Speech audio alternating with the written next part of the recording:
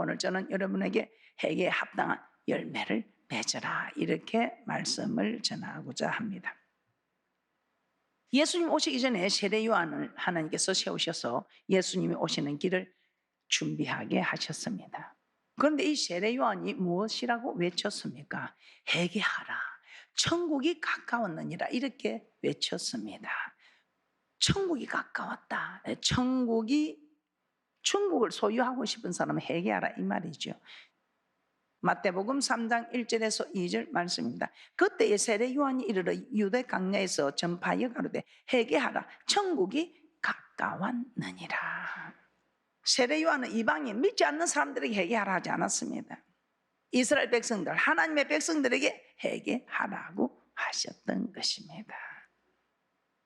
그래서 오늘 우리에게도 하나님께서 오늘 이 복된 말씀 우리에게 회개하라, 천국이 가까웠다. 그럼 이 회개는 무엇입니까? 회개는 돌이킨다는 뜻입니다.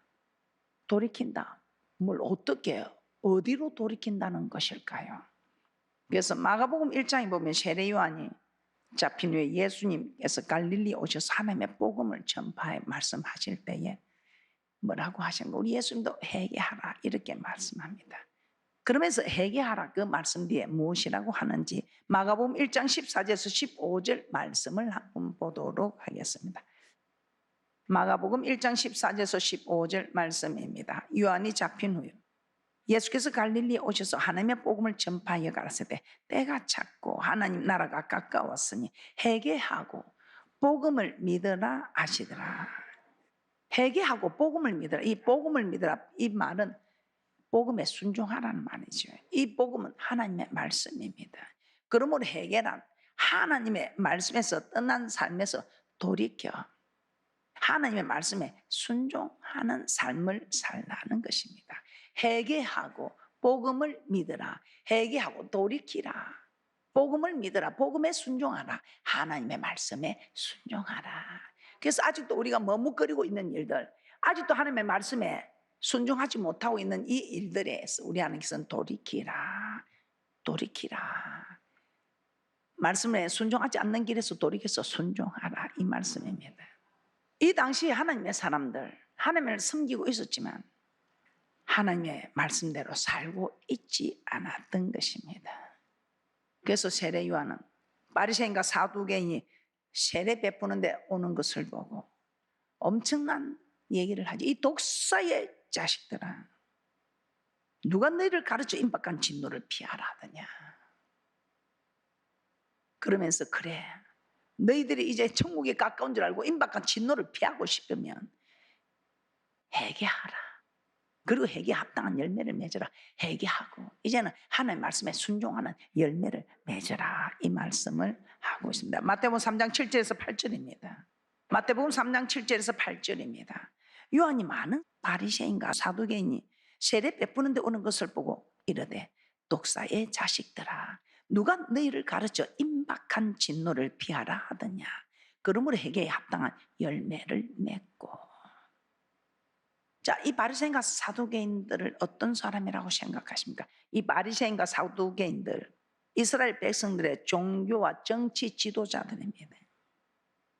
이들은 누구보다 하나님의 말씀을 잘 알고 있는, 그러나 하나님의 말씀을 잘 알고는 있으나 그 말씀을 잘 지키지는 않았던 것 같습니다. 그래서 세례 요한은 회개에 합당한 열매를 맺으라, 이제 하나님의 말씀을 믿고 하나님의 말씀대로 돌이키라, 하나님의 말씀대로 순종해라, 이렇게 외치고 있습니다. 천국이 가까운 줄 알거든. 천국에 가기를 소원하거든. 그러면서 뭐라고 하십니까? 순종하는 삶을 살아야 한다. 그런데 너희들은 난 아브라함의 자손이야, 난 아브라함의 자손이야 하면서, 난 아브라함의 자손이어서 나는 걱정 안 해도 돼. 난 누구야? 내가 누구야? 아브라함의 자손이야. 그렇게 생각하는 그들에게 마태복음 3장 9절에서 10절입니다. 마태복음 3장 9절에서 10절입니다. 속으로 아브라함이 우리 조상이라고 생각지 말라. 내가 너에게 이루느니 하나님이 너희 이 돌들도 아브라함의 자손이 되게 하시리라. 이미 도끼가 나무 뿌리에 놓였으니 좋은 열매 맺지 아니하는 나무마다 찍어 불에 던지우리라. 나 아브라함 자손이야. 내 조상이 아브라함이야. 나 염려 없어.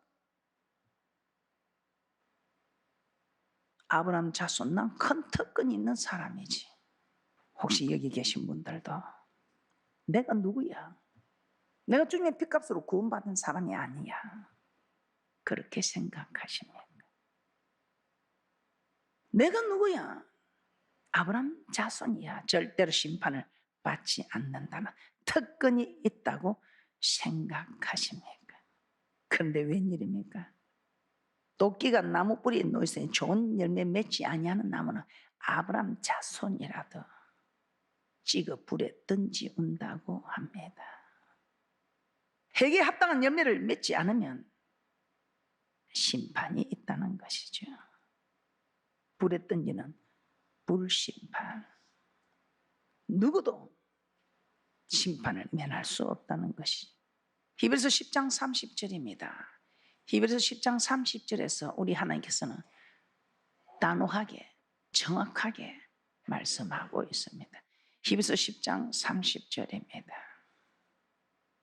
히브리서 10장 30절입니다. 원수 갚는 것이 내게 있으니 내가 갚으리라 하시고 또다시 주께서 그의 백성을 누구를? 그의 백성을 누구를? 그의 백성을 예수 안 믿는 이방인이 아니고 그의 백성을 심판하리라 하신 것을 우리가 아노니 다 알고 있어요. 모르는 사람 없어요. 난 아브라함 자손이니까 특권이 있어. 난 예수 피로 구속받은 사람이야. 특권이 있어. 그런데 그 특권 있는 백성에게 심판하리라. 합당한 열매를 맺지 않으면 심판을 피할 수 없다는 것이죠. 자, 그럼 회개에 합당한 열매를 맺으면 어떻게 해야 할까요? 마태복음 3장 11절입니다. 마태복음 3장 11절입니다. 나는 너희로 회개케 하기 위해 물로 세례를 주거니와 내 뒤에 오시는 이는 나보다 능력이 많으시니 나는 그의 신을 들기도 감당치 못하겠노라. 그는 성령과 불로 너희에게 세례를 주실 것이요. 세례 요한이 말합니다. 내 뒤에 오시는 이는 능력이 많아서 누구를 말씀합니까? 예수님을 말씀합니다. 이 예수님은 너희에게 성령과 불로 세례를 주실 것이다. 이 성령 세례를 받고 불로 세례를 받는 것을 안다면 회개에 합당한 열매를 맺기가 쉬워진다 이 말이죠. 아, 이 회개에 합당한 열매를 내가 꼭 맺어야 되겠구나 결단을 하게 되겠지요. 자, 성령 세례, 우리가 너무나 잘 알고 있는 이 성령 세례, 이 성령은 진리의 성령이라고 하였습니다. 그래서 이 성령 세례를 받으면 이 성령 우리를 진리 가운데로 인도합니다. 요한복음 16장 13절입니다. 이 성령을 받으면 나도 모르게 자꾸만 진리 가운데로 인도되어진다 이 말입니다. 왜? 성령님이 진리의 영이기 때문에. 그래서 성령 받으라, 성령 받으라. 요한복음 16장 13절입니다. 요한복음 16장 13절입니다. 그러나 진리의 성령이 오시면 그가 너희를 모든 진리 가운데로 인도하시니 그가 자의로 말하지 않고 오직 듣는 것을 말하시며 장래일을 너에게 알리시리라. 우리 하나님께서 진리 가운데로, 성령 하나님께서 진리 가운데로. 왜냐하면 성령은 진리의 영입니다. 이 진리가 무엇입니까? 하나님의 말씀입니다. 요한복음 17장 17절에서 진리로 거룩하게 앞서서 아버지의 말씀은 진리니이다. 하나님의 말씀은 진리다 이 말이에요. 그래서 말씀 가운데로 인도한다 이 말이에요. 너무나 잘 알고 있는 우리 예수님의 제자들 보겠습니다. 성령 받기 전에 예수님이 내가 가야 되는 일들을 말했을 때 절대로 예수님을 부인하지 않겠다고 혼장담했습니다. 그런데 막상 예수님 앞에 가시다 모두 부인하고 도망갔습니다. 특별히 베드로는 3번이나 예수님을 모른다고 부인했습니다. 다른 사람은 다 떠나도 예수님 저는 떠나지 않습니다. 그렇게 영생의 말씀이 있으면 내가 어디로 가오리가 했던 그 베드로, 혼장담한 베드로 3번이나 부인했습니다. 절대로 주님을 떠나지 않겠다고 혼장담한 베드로, 말고의 길을 쳐버렸던 베드로. 그런데 예수님 잡혀가니까 그 계집종 비자 앞에서 3번이나 부인했습니다. 그렇게 호언장담한 베드로가, 우리는 호언장담도 못하는데요. 그런데 웬일입니까?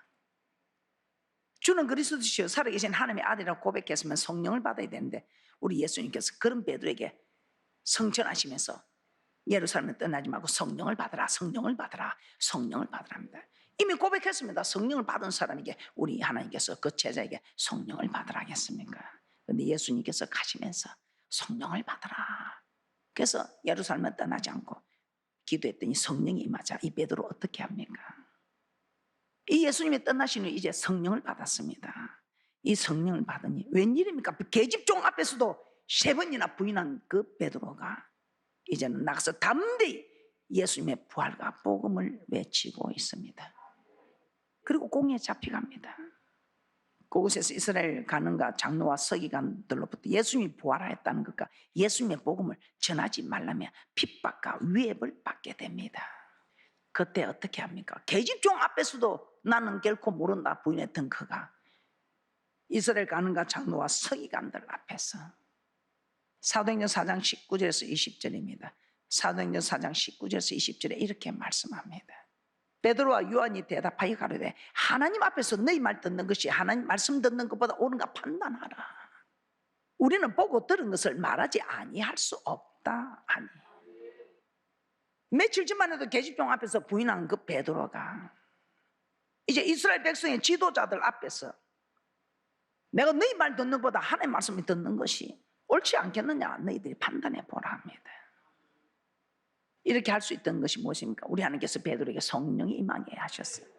이 성령이 진리 가운데로 인도하셔서 계집종 앞에서도 3번이나 부인한 베드로가 그 이스라엘 지도자들 앞에서 담대히 말할 수 있는 이 모든 일은 내가 한 것이 아니고 성령님께서, 베드로 임한 성령님께서 너희 말할 거 이럴 거 염려하지 마라. 성령 하나님께서 주장해 가신다는 것을 증명하고 있는 것입니다. 그래서 예수님께서는 마가복음 13장에서 제자들에게 말세에 사람들이 너희를 끌어다가 넘겨줄 때에 무슨 말을 하려고 염려하지 마라. 성령께서 너희에게 다 할 말을 주신다고 말씀하고 있습니다. 마가복음 13장 11절입니다. 마가복음 13장 11절입니다. 사람들이 너희를 끌어다가 넘겨줄 때에 무슨 말을 할까 미리 염려치 말고 무엇이든지 그 시에 너희에게 주시는 그 말을 하라. 말하는 이는 너희가 아니요 성령이시니라. 우리가 힘들고 어려울 때 우리 힘으로 그 힘들고 어려운 가정을 감당하기 어렵습니다. 마찬가지로 환난의 때에도 마찬가지입니다. 우리의 힘으로 능력으로 우리의 믿음을 지키기 어렵다는 것을 아시는 예수님께서는 성령을 받아서 이 성령이 우리를 진리 가운데 인도하도록 성령을 받고, 또 성령을 받았으면 그것으로 만족하지 마. 성령 충만을 입어라. 성령을 받은 사람 성령을 소멸지 않도록 계속 충만을 입으라고 합니다. 그래서 이 충만하기 위해서 우리는 기도해야 합니다. 그래서 하나님의 뜻을 이루기 위해서 우리는 기도해야 합니다. 기도해 하나님께서 우리를 인도해 가시고 도와주시고 축복해 주실 수 있다는 것입니다. 회개에 합당한 열매를 맺기 위해서 우리는 성령을 받고 성령으로 충만해야 할 수가 있다는 것입니다. 그래서 성령을 받고 성령을 충만한 이 모든 일이 기도 외에는 다른 이유가 없다는 것입니다. 기도해야 한다는 것입니다. 그래서 기도를 해도 한 번 하는 거 가지고 계속해야 이 성령으로 성령의 충만을 유지할 수가 있다는 것입니다. 이 베드로 요한은 어떻습니까? 사도행전 4장에 베드로 요한 공회에 잡혀갑니다. 다시는 예수님의 부활과 예수님의 복음을 전하지 말라고 하며 위협을 받고 풀려나게 됩니다. 그런데 풀려나서 어떻게 합니까? 바로 그 동료들이 가서 일심으로 하나님께 소리 높여 기도하였다고 합니다. 우리가 기도해야 충만을 유지하고 하나님 뜻대로 살 수 있다는 것입니다. 사도행전 4장 31절입니다. 사도행전 4장 31절입니다. 빌기를 다음에 모인 곳이 진동하더니 무리가 다 성령이 충만하여 담대히 하나님의 말씀을 전하니라. 빌기를 다음에 위협을 받고 곧바로 달아가서 기도했습니다. 기도하니 성령이 충만하여 계속해서 하나님의 말씀을 담대히 전할 수 있는, 내가 하나님을 기쁘게 하라, 사람을 기쁘게 하라, 하나님을 기쁘게 할 수 있는 담대함을 하나님이 주셨어. 하나님의 뜻을 이루어드리는, 하나님의 말씀을 담대하게 전할 수 있었다는 것입니다. 성령 충만을 받아야 합니다. 그래서 우리는 계속 기도해야 됩니다. 난 옛날에 엄청 충만했어. 내가 얼마나 충만했던지, 밤새도록 기도하고 얼마나 충만했던지, 그냥 영안이 열리고 내가 그 핍박을 견디고, 지난 일입니다. 지난 일입니다. 오늘 우리는 다시 기도하고 충만하여 하나님의 말씀에 순종하는 회개에 합당한 열매를 우리는 풍성히 맺어야 천국이 가까웠다고 하는 하나님의 말씀이 우리에게 응한다는 것입니다. 회개에 합당한 열매를 풍성하게 맺기 위해서는 두 번째, 우리는 불세례를 알아야 합니다. 자, 우리는 합당한 열매를 맺으려면 성령 세례를 받아야 되고, 또 불로 세례를 주는, 우리가 불세례가 있음을 알아야 합니다. 마태복음 3장 11절입니다. 마태복음 3장 11절입니다. 나는 너희로 회개케 하기 위하여 물로 세례를 주거니와 내 뒤에 오시는 이는 나보다 능력이 많으시니 나는 그의 신을 들기도 감당치 못하겠노라. 그는 성령과 불로 너에게 세례를 주실 것이요. 성령과 불로 세례를 주신다. 이 불세례는 장차 있을 불심판을 불로 심판하는 것을 말씀합니다. 왜냐하면 그 뒤 12절에 그대로 나와 있습니다. 마태복음 3장 12절입니다. 마태복음 3장 12절입니다. 손에 키를 들고 자기의 타작마당을 정하게 하사 알곡을 모아 곳간에 들이고 쭉정이는 꺼지지 않는 불에 태우시리라. 예수님은 심판의 때에 알곡을 모아 곳간에 들이지만 쭉정이는 꺼지지 않는 불에 던져서 태우신다는 것입니다. 알곡과 쭉정이 심판은 장차 예수님 오실 때 일어납니다. 그러면 마지막 때는 불로 심판하는 불심판이 있다는 것입니다. 이처럼 심판이 있다는 것을 알게 되면 회개에 합당한 열매는 많이 맺게 돼. 아니, 자동적으로 맺을 수밖에 없습니다. 예수님의 심판이 있다는 것을 알 때와 모를 때 엄청난 차이가 있습니다. 우리가 죽고 나서 심판이 있다 없다 이걸 알고 모르고 엄청난 차이가 있습니다. 성경의 그 한 예로 에녹, 주님과 동행하다가 들림받아 올라간 에녹입니다. 주와 같이 길 가는 거 즐거운 일 아닌가. 이 에녹, 주님과 함께 갔던 이 에녹도 처음부터 우리 주님을 기쁘시게 하며 주님과 하나님께 동행하는 사람이었습니까? 그렇지 않았습니다. 그런데 이 에녹이 머두셀라를 낳고 깨닫게 됩니다. 뭐라? 이 머두셀라를 아이를 낳으면 머두셀라라 이름 말합니다. 이 머두셀라 뜻이 창잡은 자, 말을 지키는 파수꾼. 그러면 이 파수꾼이 죽으면 심판이 있다는 것입니까? 이 파수꾼이 쓰러지면 그 마을을 지키는 파수꾼이 없으니까 그 마을에 심판이 임하는 것이죠. 멸망이 임하는 것이죠. 그래서 이 에녹은 그 사실을 깨닫고 대강대강 그냥 뭐 그렇게 하여튼 하나님과 동행하는 삶이 아니라, 하나님과 동행하는 사람은 하나님 기쁘시게 하는 자를 하나님께 홀로 두지 않고 동행한다고 요한복음 8장 29절에 말씀하고 있습니다. 그 대강대강 살았던 그가 머두셀라를 낳고 하나님과 300년을 동행하다가 들림받아 올라갔다는 것 아니겠습니까? 창세기 5장 21절에서 24절입니다. 창세기 5장 21절에서 24절 말씀입니다. 에녹은 65세에 머두셀라를 낳았고 머두셀라를 낳은 후 300년을 하나님과 동행하며 자녀를 낳았으며 그가 365세를 향수하였더라. 에녹이 하나님과 동행하더니 하나님이 그를 데려가심으로 세상에 있지 아니하였더라. 여러분은 심판이 있다는 것을 몰라서 하나님과 동행하지 않습니까? 심판이 있다는 걸 안 에녹은 하나님과 동행함으로 세상에 있지 않고 하나님께서 데려가셔서 들림받았다고 합니다. 우리에게 주님 오실 때 휴거되는 들림받는 일들을 우리는 모르고 있지 않습니다. 이 에돔은 죽고 나면 심판이 있다는 걸 알고 이렇게 하나님과 동행하였다 하는데, 에녹뿐입니까? 솔로몬은 어떻습니까? 다윗의 아들 솔로몬, 아버지 다윗으로부터 이스라엘 나라를 이어받아 왕이 되었습니다. 다윗이 나라를 부강하게 했죠. 전쟁도 끝이게 하고. 그래서 솔로몬은 편하게 지낼 수 있었습니다.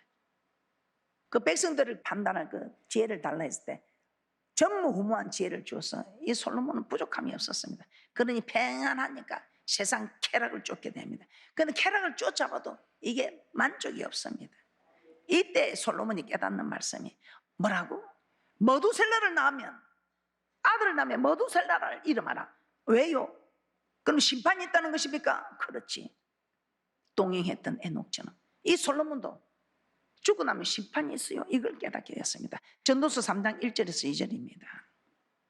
전도서 3장 1절에서 2절입니다. 그래서 이 솔로몬은 헛되고 헛되며 헛되고 헛되니 모든 것이 헛되도다. 헛되고 헛되며 헛되고 헛되니 세상의 모든 것이 헛되도다. 이렇게 고백한 것입니다. 전도서 3장 1절에서 2절입니다. 천하에 범사가 기한이 있고 모든 목적이 이룰 때가 있나니 날 때가 있고 죽을 때가 있으며 심을 때가 있고 심은 것을 뽑을 때가 있으며 웃을 때가 있고 울 때가 있으며 안을 때가 있고 버릴 때가 있으며 시작과 끝이 이렇게 때가 있다는 것입니다. 그러면서 언젠가 태어났으면 죽을 때도 있고 죽고 나면 심판이 있다는 것을 이 솔로몬 깨닫게 됩니다. 그래서 그 온갖 부귀영화 권세를 버리고 전도자가 됩니다. 지금 우리처럼 목사가 된 것이지요. 왜 그랬을까요? 전도서 12장 14절입니다. 전도서 12장 14절에 심판이 있다는 것을 알았기 때문에, 에녹처럼 심판이 있다는 것을 알았기 때문에 전도서 12장 14절입니다. 하나님은 모든 행위와 모든 은밀한 일을 선악간에 심판하시리라. 전도서 3장 12절 다시 한번 보겠습니다. 사람이 사는 동안에 기뻐하며 선을 행하는 것보다 더 나은 것이 없는 줄을 내가 알았고. 이 선은 에베소서 2장 10절에 지으신 목적, 우리를 지으신 목적입니다. 그래서 지으신 목적, 창조의 목적대로 사는 것이 선을 행하는 것. 그래서 창조의 목적대로 사는 이것이, 이게 사는 날 동안에 가장 기뻐할 일이다. 그러니까 여러분 손해보는 것도 손해보지 않습니다. 전도서 12장 13절 이래 결국을 다 들었으니 하나님을 경외하고 그 명령을 지킬지어다. 이것이 사람의 본분이라. 그래서 사도 바울은 고린도서 15장에서 이렇게 말씀합니다. 예수님이 부활하셨듯이 우리에게도 부활이 있음을 말합니다. 부활이 없다고 생각하는 사람은 자기 마음대로 살아간다 이 말입니다. 부활이 없다고 생각하는 사람 그냥 하고 싶은 대로 살아가겠죠. 그러나 부활이 있다고 생각하는 사람은 그렇지 않습니다. 솔로몬처럼 에녹처럼 살아간다 이 말입니다. 고린도전서 15장 32절 34절입니다. 고린도전서 15장 32절에서 34절 말씀입니다. 내가 범인처럼 에베소에서 맹수로 더불어 싸웠으면 내게 무슨 유익이 있느냐. 죽은 자가 다시 살지 못할 것이면 내일 죽을 터이니 먹고 마시다 하리라. 속지 말라. 악한 동무들은 선한 행실을 더럽히나니 깨어 을을 행하고 죄를 짓지 말라. 하나님 알지 못하는 자가 있기로 내가 너희를 부끄럽게 하기 위하여 말하노라. 부활을 믿지 아니하는 자들은 심판이 있음을 믿지 않는 자들입니다. 그래서 심판을 믿지 않기 때문에 그냥 솔로몬처럼 먹고 마시며 잘된 삶을 살아갈 수 있습니다. 그러나 심판이 있다는 것을 알면 마음대로 살아가지 않습니다. 죄를 짓고 쾌락을 따라 살아가지 않습니다. 심판이 있음을 아는 자들은 죄를 다 버리게 됩니다. 선을 행하며 살아가게 된다 이 말입니다. 그래서 하나님 합당한 열매를 맺고 하나님의 심판이 있음을 알고 정말 주님 앞에 설 준비하는 귀한 분들이 되시기를 주님의 이름으로 축복합니다.